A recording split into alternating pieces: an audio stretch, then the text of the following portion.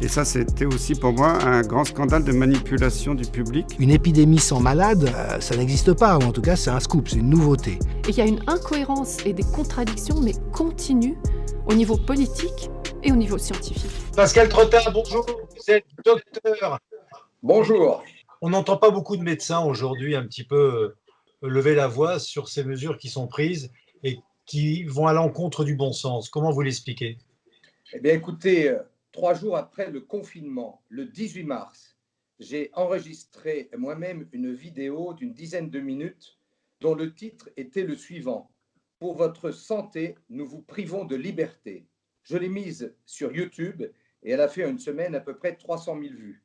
C'est-à-dire qu'il y a une attente de nombre de Français sur un autre message, une autre voie que la médecine officielle, que les représentants dits scientifiques du fameux comité scientifique qui n'en est pas un.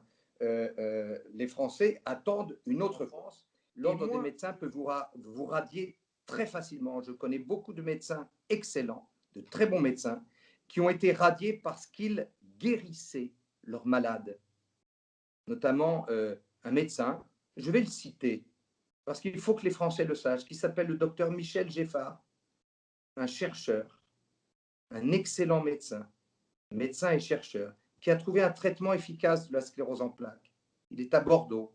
Eh bien, il y a 4 ans, il a été radié de l'ordre des médecins parce qu'il guérissait la sclérose en plaques. Je suis son dernier élève, je le connais.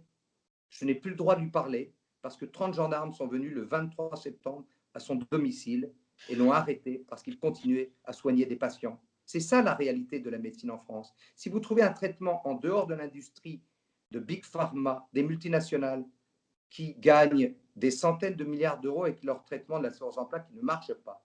Les malades de la sclérose en plaques vous le diront. Et que vous trouvez un traitement en dehors de ces multinationales qui fonctionne, qui est écologique, qui n'a pas d'effet secondaire. Voilà ce qui arrive à ces médecins courageux qui trouvent des traitements. Ils sont enfermés à domicile, ils n'ont plus le droit de parler à leurs malades, plus le droit de parler à leurs élèves, plus le droit de continuer leur recherche. C'est ça l'état de la médecine en France et dans d'autres pays. Et donc, il ne faut pas avoir peur. La vérité, c'est comme l'eau, ça finit toujours par passer.